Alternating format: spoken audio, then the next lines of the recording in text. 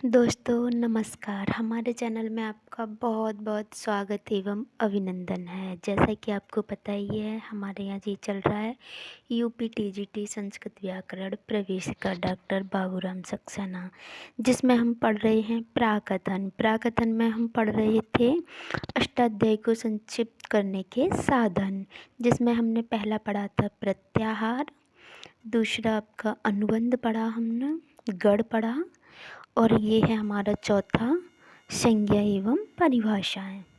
तो आइए इनको जान लेते हैं। संज्ञा किसे कहते हैं? जैसे इसके नाम से ही पता चल रहा है, संज्ञा यानी कि नाम। तो पाणिनि जी ने पहले अध्याय में, अष्टाध्यायी के में कुछ संज्ञाएं दी।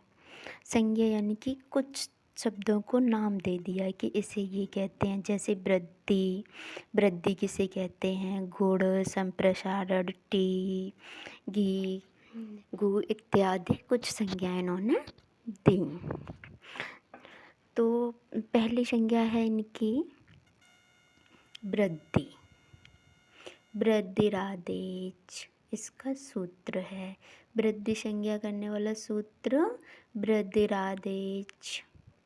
इसका विच्छेद करेंगे तो वृद्धि धन आत धन एच बराबर आ आई औ को वृद्धि कहते हैं। वृद्धि किसे कहते हैं? आ ए ओ को वृद्धि कहते हैं। आत से आ लिया। एच में, एच एक प्रत्याहार है जिसमें दो वर्ड आते हैं ऐ औ। कौन कौन से? ऐ औ। दूसरा है आपका गुड़। गुड़ किसे कहते हैं? गुड़ का सूत्र है अदें गुड़ः। क्या? अदें गुड़ः। इसका विच्छेद अत प्लस एंग। अत यानी आ, एंग यानी ए ओ। गुड़ करने वाले कितने वर्ड हैं? 3। कौन कौन से वर्ड गुड़ करते हैं? आ ए ओ। आ ए ओ गुड़ संज्ञक वर्ड हैं। गुड़ कितने वर्डों को कहा जाता है? 3। गुड़ वर्ड कौन कौन से हैं? आ ए ओ। आगे है आपका संप्रसारण। संप्रसारण किसे कहते हैं? एक यड़ संप्रसारण। यड़ के स्थान पर इक होना संप्रसारण कहलाता है। यड़ एक प्रत्याहार है जिसके अंदर आते हैं य व र ल, सभी आपके अंतस्थ वर्ण य व र ल। इनका संप्रसारण हो जाता है, यानी कि इनका परिवर्तन ई उ री री में हो जाता है, यानी कि यड़ का इक हो जाना ही संप्रसारण कहलाता है। आगे है आपका टी। टी किसे कहते हैं? अचोंद्यात टी। अच अंत्यम आदि की टी संज्ञा होती है। किसी शब्द के अंतिम अच एवं अंतिम अच के बाद आने वाले सभी व्यंजनों की टी संज्ञा होती है। कहने का मतलब ये है कि हम कोई भी शब्द लें, उस शब्द में जो सबसे अंतिम वाला स्वर होगा उसकी टी संज्ञा होगी, किंतु उस अंतिम स्वर के बाद कितने भी व्यंजन आए उन सभी व्यंजनों की भी टी संज्ञा हो जाती है। जैसे एक शब्द है आपका शक। ये उदाहरण मैंने बाबूराम सक्सेना से लिए हैं और ये सारी लाइन भी और परिभाषाएं भी बाबूराम सक्सेना की हैं, व्याकरण प्रवेशिका से ली गई हैं। ये सभी लाइनें उन्हीं के उदाहरण हैं और उन्हीं की परिभाषाएं हैं, और यहीं से आपके में क्वेश्चन पूछता है। आपको बहुत कुछ जानकारी नहीं रखनी है। बाबूराम सक्सेना ने जो अपनी व्याकरण प्रवेशिका में कहा है, आपसे क्वेश्चन केवल वहीं से पूछता है। तो जान लेते हैं शक। शक एक शब्द है जिसमें स प्लस अ प्लस का प्लस आ है। तो ये क्या कह रहा था, अंतिम अच। तो इस शक में अंतिम अच ढूंढते हैं। अंतिम अच क्या है, ये वाला आ है। तो इसी आ की टी संज्ञा हो जाती है। दूसरी क्या परिभाषा थी इसकी, अंतिम अच के बाद कितने भी व्यंजन आएंगे तो उनकी भी। दूसरा शब्द है इसका मनस। मनस में अंतिम अच कौन सा है, आ प्लस म प्लस आ प्लस न प्लस आ प्लस सा हलंत्यम है सा। तो इसमें अंतिम अच सा से पहले वाला आ। तो यहाँ पर आपका आ और शा दोनों की टी संज्ञा होगी, क्योंकि अंतिम अच होने के कारण ये अंतिम अच के बाद ये आपका व्यंजन है, इसमें अच नहीं है। तो इसकी टी संज्ञा आ और शा दोनों की होगी। यदि यहीं पर माँ और होता तब उसकी भी हो जाती, सम की भी हो जाती, ना और होता तो इसकी भी हो जाती, असमान इन सब की हो जाती टी संज्ञा। तो आप समझ गए होंगे कि टी संज्ञा किसकी होती है, अंतिम अचवर्ण उसके बाद आने वाले जितने भी व्यंजन होंगे उनकी भी टी संज्ञा हो जाती है। आगे है आपका उपधा। उपधा किसे कहते हैं ये जान लेते हैं। उपधा आपका अचोन्द्यात पूर्वम उपधा, किसी शब्द के अंतिम वर्ण से पहले वाले वर्ण की उपधा संज्ञा होती है। ये कह रहे हैं आपका कि हमने कोई भी शब्द लिया, उसके अंतिम वाले वर्ण से पहले वाले वर्ण की, यानी कि लास्ट से सेकंड वाला वर्ण क्या कहलाएगा, उपधा कहलाएगा। जैसे राम शब्द है, राम में आपका रा प्लस आ प्लस माँ प्लस आ है। तो इसमें हमारा अंतिम कौन सा है, माँ। क्षम्यता, अंतिम कौन सा है हमारा इसमें, आ। ये क्या कह रहा है, अंतिम से पूर्व का, अंतिम से पूर्व कौन सा है, माँ। तो यहाँ पर माँ की उपधा संज्ञा होगी। दूसरा है आपका यहाँ गम। गम में आपका अंतिम क्या है, माँ। ग प्लस आ प्लस माँ, तो इसमें अंतिम आपका क्या है, माँ। तो यहाँ माँ की उपधा संज्ञा नहीं होगी, यहाँ आ की उपधा संज्ञा होती है। यहाँ किसकी होगी, आ की उपधा संज्ञा होगी। यहाँ किसकी हुई है, माँ की हुई है। यहाँ किसकी हुई है, आ की हुई है। यहाँ आपकी व्यंजन की हुई है, यहाँ स्वर की हुई है। उपधा में स्वर और व्यंजन से आपका कोई मतलब नहीं है। उपधा आपकी स्वर की भी हो सकती है और व्यंजन की भी हो सकती है।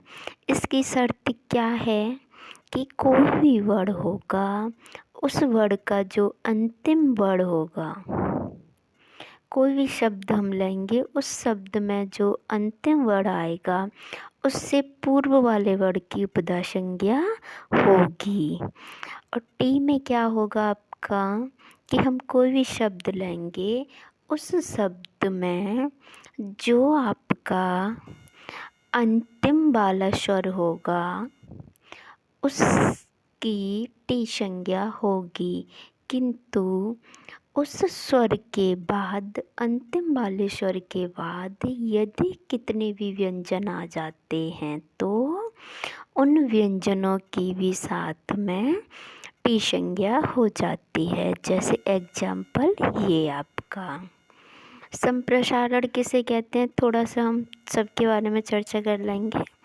हमने पढ़ तो लिया, अब हम इसे याद कैसे रखेंगे। मैं कोशिश करूँगी थोड़ा सा कि मेरी ट्रिक आपको थोड़ा यूजफुल में आए, आपकी कोई हेल्प हो जाए। तो सबसे पहले संज्ञा किसे कहते हैं, किसी नाम को संज्ञा कहते हैं। पाणिनि जी ने सब प्रथम कुछ नाम दे दिए कुछ शब्दों को, जिससे वो इसका संक्षिप्तीकरण कर सकें। हम संक्षिप्तीकरण के साधन ही तो पढ़ रहे हैं, जिसमें हमने प्रत्याहार पढ़ा, अनुबंध पढ़ा, गढ़ पढ़ा। अब हम संज्ञाएं पढ़ रहे हैं और परिभाषाएं पढ़ रहे हैं। तो उन्होंने कुछ संज्ञाएं और कुछ परिभाषाएं दे दी, जिसमें उन्होंने कहा कि मैं वृद्धि बोलूँगा तो आपका आ, ए, ओ, इन 3 वर्णों का बोध होगा। आ, आई, औ, आ, आई, औ। वृद्धि संज्ञक वर्ण कौन से हैं? आ, आई, औ। वृद्धि कितने वर्णों की होती है? 3 वर्णों की। कौन कौन से? आ, आई, औ। वृद्धि करने वाला सूत्र कौन सा है? वृद्धिरादेश। वृद्धिरादेश। गुण। वृद्धि में आपको याद क्या रखना है? 3 वर्ण हैं और तीनों ही आपके बड़े वाले हैं। बड़ा वाला आ, बड़ी वाली ए, बड़ा वाला ओ। गुण। गुण में आपको क्या है?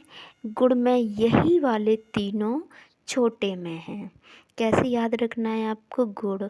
प्रत्येक व्यक्ति में एक न एक गुण होता है। तो गुण में क्या है? एक एक मात्रा वाले आपके गुण हैं। वृद्धि किसे कहते हैं? बढ़ोतरी को, विकास को।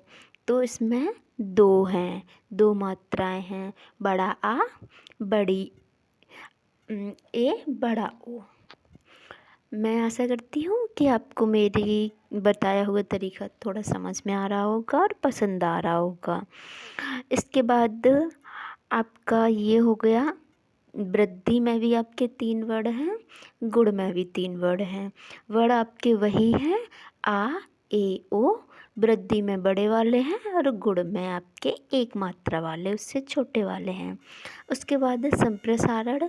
हमने संप्रसारण कर दिया, या का ई कर दी, वा का ऊ कर दिया, रा का री कर दी और ला का री कर दी। हम इसे याद कैसे रखेंगे? रा और री में तो हमें कोई दिक्कत नहीं होती, ला और री में भी कोई दिक्कत नहीं होती। या का ई हो गया, वा का ऊ हो गया। ये हम थोड़ा सा याद कर लेंगे। यड़ का इक हो जाना। य व र ला ई ऊ री री। य व र ला ई ऊ री री। यड़ के स्थान पर इक हो जाना ही संप्रसारण है। संप्रसारण किसे कहते हैं? यड़ के स्थान पर इक होना संप्रसारण है। यड़ प्रत्याहार में कितने वर्ण हैं? 4। इक में कितने वर्ण हैं? 4। कौन कौन से? य व र ल ई ऊ री री। यड़ वर्ण को और क्या कहा जाता है? अंतस्थ व्यंजन कहा जाता है। क्या कहा जाता है? अंतस्थ व्यंजन कहा जाता है। इसके बाद आपका टी तो हमने पहले ही अच्छे से करा दिया है, फिर मैं आपको दोबारा करा देती हूँ। टी, हमको टी कैसे याद रखना है? टी यानी कि हम इसे याद कर लेते हैं चाय। अब हम रास्ते में जा रहे हैं, हमें हमारा कोई मित्र मिल गया, तो हम क्या करेंगे? पहले उसकी राजी खुशी पूछेंगे, तुम कैसे हो, बाले बच्चे कैसे हैं, क्या काम चल रहा है, मम्मी पापा आपके कैसे हैं, सारी आप उनसे पूछेंगे। उसके बाद अंतिम स्वर क्या होगा आपका? कि हमारे यहाँ टी पर ज़रूर आना, हमारे यहाँ चाय पर ज़रूर आना। क्या है? अंतिम स्वर उनका क्या है? हमारे यहाँ टी पर आना है, आपको हमारे यहाँ चाय पीने के लिए आना है। तो ये क्या है? अंतिम स्वर है। पहले ही तो जाते ही नहीं बोल दोगे कि हमारे यहाँ चाय पर आना। पहले उनसे उनकी राजी खुशी लेंगे, उनके समाचार जानेंगे, अपना कुछ बताएंगे, उसके बाद कहेंगे कि ठीक है भाई, मैं यहाँ रहता हूँ और मेरे घर भी आप ज़रूर आना चाय पर। ऐसे करके आप याद रखोगे। अंतिम स्वर क्या होगा उनका? जो अंतिम स्वर होगा उनका, अंतिम उनकी वाणी होगी, वो क्या होगी? हमारे यहाँ चाय पर ज़रूर आना। तो ये उनका अंतिम हो गया। अब क्या है कि वो चाय पर आएंगे तो उनके घर में 1-2 बच्चे भी होंगे छोटे, वो घर के मेंबर हैं, तो वो उनको भी लेके आएंगे। हो सकता है वो अकेले भी आएँ और हो सकता है वो उनको भी लेके आएँ। तो वो इसमें उनको लेके आए को आप कैसे याद रखोगे? इसमें क्या है आपका स्वर और व्यंजन। यदि पहले स्वर आता है तो उसकी टी संज्ञा हो जाती है। किसी वर्ड में अंतिम स्वर होगा तो उसकी टी संज्ञा हो जाएगी। अंतिम स्वर के बाद यदि व्यंजन आ जाता है तो उसकी भी टी संज्ञा हो जाएगी। तो भाई उनको भी टी मिल जाएगी, जो उन मुख्य व्यक्ति के साथ जो उनके बच्चे आएंगे उनको भी मिल जाएगी। तो स्वर क्या है आपका? एक वड़ा है हैं, और उसके साथ में आने वाले व्यंजन, व्यंजन अर्धमात्रक होते हैं और स्वर आपके एक मात्रक, द्विमात्रक और त्रिमात्रक होते हैं। पर आपके व्यंजन कैसे होते हैं? अर्धमात्रक होते हैं। तो अर्धमात्रक क्या है? छोटा है, तो उसके बाद उनकी भी गिनती उसी में हो जाएगी। ऐसे करके आप याद रखेंगे। टी क्या करता है आपका? अंतिम स्वर की टी हो जाती है संज्ञा। पर उसके बाद अगर व्यंजन आ जाते हैं, उसके स्वर के जो बच्चे आ जाते हैं, स्वर के बच्चे बोल दो व्यंजन को, यदि अंतिम स्वर के बाद यदि व्यंजन आ जाते हैं अर्धमात्रक, यानी कि अब जैसे हम सफ़र कर रहे हैं, ट्रेन में गए हम, या हम किसी बस में जा रहे हैं, तो हम हो गए, हमारे बच्चे हो गए, तो हमारी पूरी टिकट लगेगी और हमारे बच्चों की आधी टिकट लगेगी। ऐसे ही स्वर क्या है?